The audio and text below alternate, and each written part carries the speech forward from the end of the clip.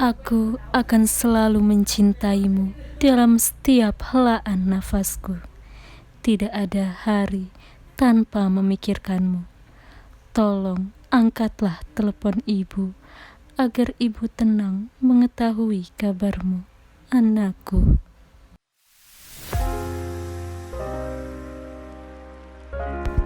Oke guys, kali ini gue bakal bacain cerpen judulnya Telepon Terakhir karya gue sendiri.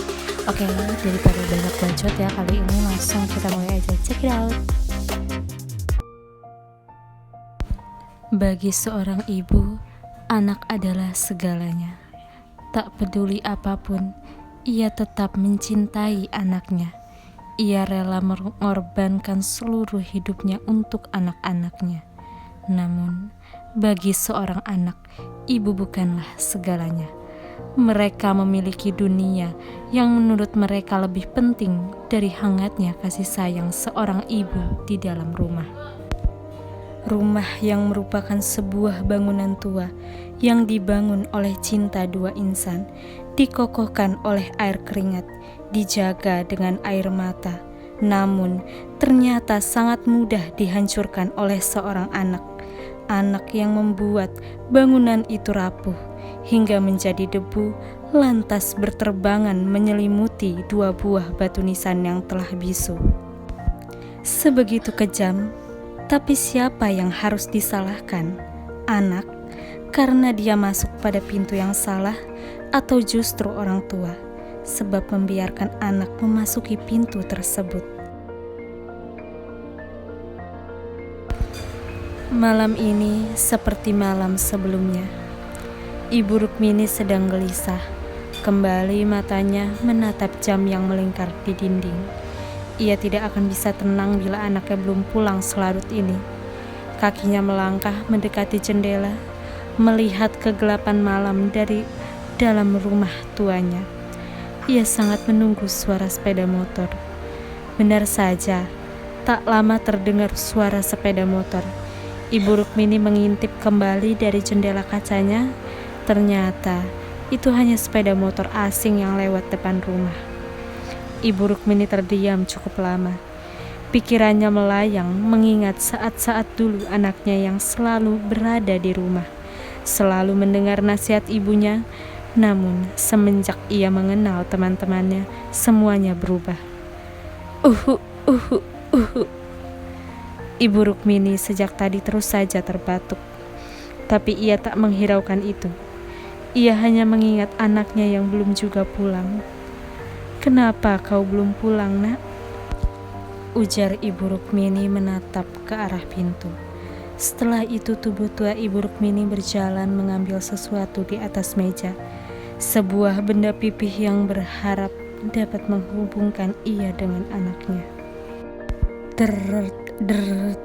Sejak tadi ponsel itu bergetar, menandakan ada telepon masuk, namun hanya diabaikan oleh sang empunya. Deret. Ponsel itu kembali bergetar untuk kesekian kalinya. Kali ini ada yang mengambil ponselnya, namun setelah membaca nama ibu, ia matikan panggilan itu sebelum mengangkatnya. "Ayo, gua taruh segini." Anak laki-laki itu menaruh beberapa lembar uang 100 dan menaruhnya di atas meja di antara tumpukan kartu. "Yakin lo, nanti kalah nangis," ujar salah satu temannya yang ada di sana. "Kurang ajar lo, nantangin gua. Ayo cepat kocok kartunya," suruh anak laki-laki itu sambil kembali meminum minuman beralkohol di tangannya. Deret. Ponsel itu kembali bergetar. Karena terlanjur kesal, anak laki-laki itu langsung mematikan teleponnya dan menaruh ponselnya ke atas meja sedikit kasar hingga menimbulkan bunyi. "Siapa sih bro? Angkat aja kali," ujar temannya yang lain. "Bacot loh, gak penting.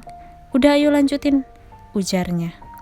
Anak laki-laki itu melanjutkan permainan kartu bersama teman-temannya dan mengabaikan panggilan telepon dari kontak yang bertuliskan ibu. Alasan anak lebih memilih teman daripada keluarga. Ibu Rukmini menulis itu dalam papan ketik di ponselnya, berharap situs tercanggih dapat membantunya mencari solusi dari permasalahan yang ia hadapi. Tangan tua itu terus menggesek layar ponselnya, membaca setiap tulisan yang ada di sana. Brak! Suara itu mengalihkan fokus Ibu Rukmini. Ia menaruh benda pipih itu ke atas meja, lalu berjalan keluar dari kamarnya. "Tio, kau ingin kemana?" tanya Ibu Rukmini pada anaknya. "Main." "Tadi subuh kau baru pulang, sekarang sudah ingin main lagi." "Istirahat dulu, nak," ujar Ibu Rukmini. "Ibu juga sudah masak makanan kesukaan Tio. Mari kita makan bersama. Kita kan sudah tidak pernah makan bareng lagi. Kapan lagi kita bisa makan bareng kalau bukan hari ini?" Ibu Rukmini terus membujuk anak laki-lakinya itu, namun tidak ada tanggapan sedikit pun dari sang anak. "Oh iya, nanti setelah makan ibu minta ditemanin sama Tio ke makam bapak. Ibu kangen pergi berdua dengan Tio. Nanti kita ziarah ke..." "Ah, ibu berisik. Udah, Tio mau berangkat dulu." Sebelum selesai Ibu Rukmini berbicara, anak laki-lakinya itu sudah memotong ucapannya. Tio akhirnya melangkah tanpa mencium tangan sang ibu. Namun, tiba-tiba ponselnya berdering. Anak laki-laki itu langsung menatap layar ponselnya. Ada panggilan dari nama yang tertulis, "Ara sayang." Tio mengangkat panggilan telepon itu. "Halo sayang." Tio terus berbicara bersama kekasih hatinya itu dengan suara yang pelan dan lembut. Berbeda sekali dengan Tio yang berbicara pada Ibu Rukmini. Setelah selesai mengobrol di telepon, Tio ingin lanjut melangkah keluar rumah, namun tiba-tiba ponselnya kembali berdering, menampilkan nama Aldo. Anak laki-laki itu langsung mengangkat panggilan telepon dari temannya. Ia mengobrol selama 5 menit bersama orang yang bernama Aldo. Setelah selesai, ia memasukkan ponsel itu ke dalam saku celananya. Tanpa anak itu sadari, wanita yang telah melahirkannya meneteskan air mata di balik tubuhnya.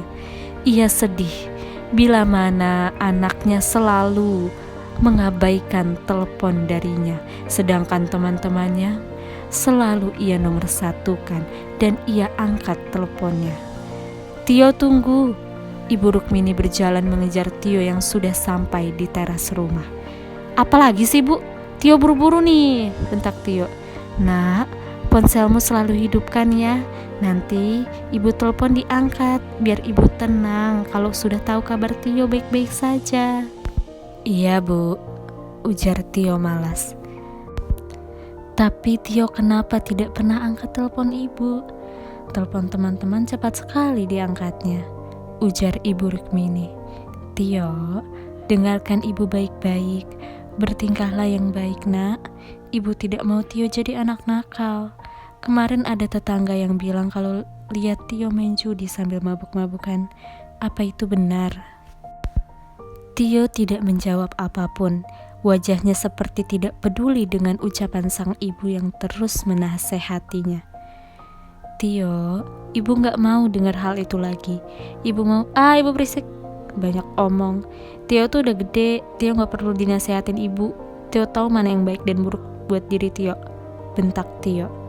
Ibu Rukmini hanya menggelengkan kepalanya, melihat sikap anaknya yang sangat tidak sopan.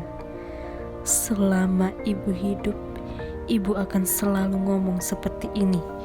Ibu akan selalu menasihati kamu. Kehidupan kamu itu kehidupan ibu juga. Kamu mati, ibu juga bisa mati. Begitupun sebaliknya. Karena ada ikatan batin di antara kita. Ibu Rukmini menghentikan ucapannya ketika melihat Tio melenggang pergi dari hadapannya.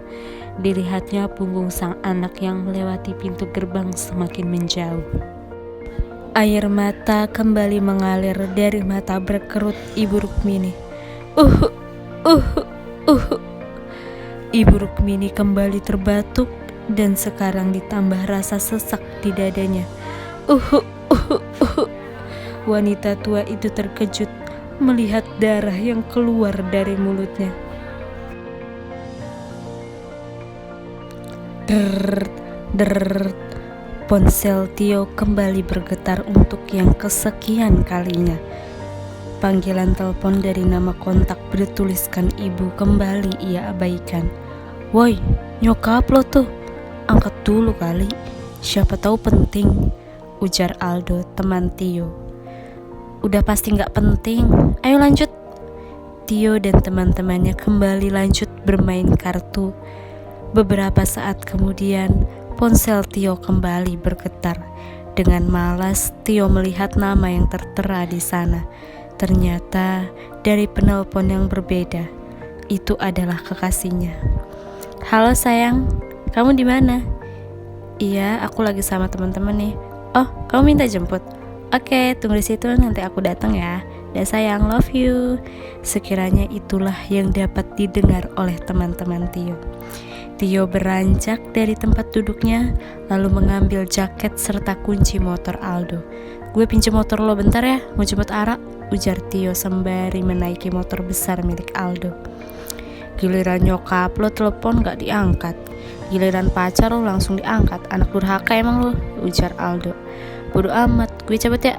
Tio akhirnya menjalankan motor itu pergi untuk menjemput kekasih hatinya. Tepat pukul 1 malam, Tio pulang ke rumah dalam keadaan yang sedikit mabuk. Kakinya berjalan memasuki gerbang rumah. Pria itu tak sadar bahwa di gerbang rumah ada sesuatu yang melambai hingga menyentuh wajahnya. Anak laki-laki itu membuka pintu rumah. Ia tersenyum, bersyukur hari ini ibu tak berdiri depan rumah seperti malam-malam sebelumnya yang selalu menunggu ia untuk pulang. Tio lega, akhirnya ia pulang tidak disambut dengan berbagai pertanyaan dari Ibu Rukmini. Anak laki-laki itu berjalan memasuki kamarnya dan mengunci pintunya, agar Ibu Rukmini tidak bisa masuk ke dalam dan mengganggu tidurnya saat azan subuh berkumandang. Malam ini entah mengapa suasana terasa sepi, rumah ini terasa kosong, tapi Tio tak begitu memperdulikan hal itu. Ia langsung merebahkan dirinya di atas kasur dan tidur. Saat pagi tiba, Tio terbangun. Diliriknya jam yang sudah menunjukkan pukul 2 siang. Ia baru ingat kalau ia ada janji mengantar kekasihnya pergi. Astaga, gue telah jemput Ara. Aduh, ibu kenapa gak bangunin gue sih? Tio segera keluar kamarnya dan bersorak memanggil sang ibu. Ibu! Tio sudah bersulut emosi karena sang ibu tidak membangunkannya hingga jam 2 siang. Ibu! Kaki Tio melangkah ke kamar Ibu Rukmini dan tak melihat ada siapapun di sana. Ia berjalan mengelilingi setiap sudut rumah untuk mencari ibunya. Namun tetap saja Ibu Rukmini tidak terlihat di rumah ini. Tio bergegas mengambil ponselnya dan melihat banyak telepon masuk dari ibunya kemarin. Hari ini belum ada panggilan telepon dari siapapun. Tangan Tio dengan lincah mencari kontak di ponselnya yang bertuliskan ibu. Lalu ia menelepon nomor itu, tapi tidak diangkat. Tio mencobanya berkali-kali, tetap nihil. Ibu Rukmini tidak mengangkat telepon dari Tio. Namun anak laki-laki itu tetap mencobanya. Ia menjadi khawatir sekarang. Ia takut ada sesuatu yang terjadi, namun ia tidak tahu. Jantung Tio sudah berdetak hebat sejak tadi. Tio terus mencoba menghubungi ibunya namun tetap tidak diangkat. Sekarang Tio sadar betapa ibunya khawatir bila Tio tak mengangkat telepon. Kring. Tiba-tiba terdengar suara dering ponsel Ibu Rukmini. Tio berusaha mencari di mana suara itu.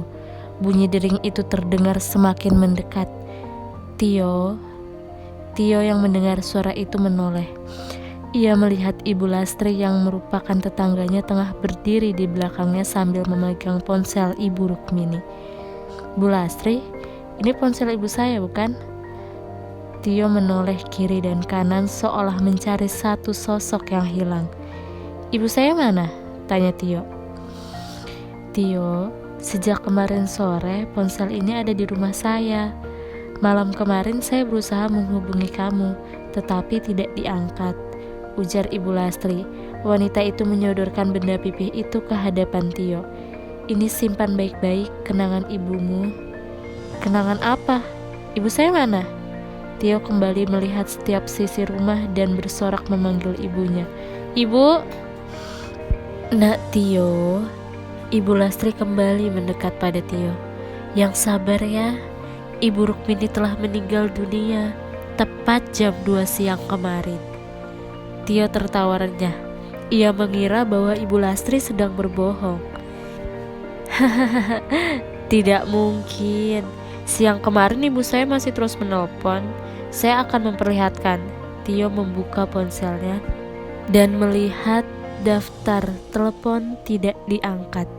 Kemarin Ibu Rukmini menelponnya hingga 8 kali dan telepon terakhir ibunya tepat pukul 14.00. Itu artinya, saya tahu ini berat buat kamu Tio. Kehilangan sosok ibu yang sangat baik. Ibu Lastri menepuk pundak Tio yang terdiam. Kami telah menunggu kamu cukup lama untuk datang kemarin. Kata Pak Ustadz, tidak baik jenazah dibiarkan berlama-lama tidak dikubur. Jadi kami memutuskan untuk mengubur secepatnya jenazah Ibu Rukmini. Tio menggelengkan kepalanya. Ini semua bohong. Kemarin ibuku masih ada, masih sehat. Gak mungkin ibu pergi, gak mungkin. Tio berlari ke kamar ibunya, membuka lemari sang ibu dan menciumi semua baju kesayangan ibunya. Air mata sudah membasahi seluruh wajahnya. Tio kembali berlari menuju meja makan dan melihat masakan ibu kemarin yang tidak ia makan. Dengan posisi yang masih sama, Tio memakan lahap semua makanan yang ada di meja makan. Bu, ibu di mana? Ibu lihat kan Tio makan masakan ibu. Tio segera menghapus air matanya dan berlari keluar pintu. Dilihatnya, sekeliling rumah sudah dipenuhi dengan bendera kuning. Sebuah tenda berdiri tegak di depan rumah. Tio memaki dirinya yang bodoh. Semalam ia pulang bahkan ia tak menyadari hal ini. Ibu! Tio berlari menarik sebuah bendera kuning dan merobeknya menjadi helaian kertas yang tak berarti. Aku menyesal karena kehilangan seseorang yang berarti dalam hidupku, dengan keadaan yang tak pernah terlintas di benakku. Menyesal aku mengabaikan telepon terakhirmu. Tak akan lagi kudengar suaramu dan semua tentangmu untuk selamanya. Sekarang hanya tinggal mengikhlaskan semua dan mulai membenahi kembali yang telah hancur. Tio. Hai guys, itu dia tadi cerpen yang udah gue bacain. Jangan lupa kalian like, comment, and subscribe. Dan jangan lupa saksikan cerpen-cerpen buatan gue selanjutnya. Oke, see you next time. Bye-bye.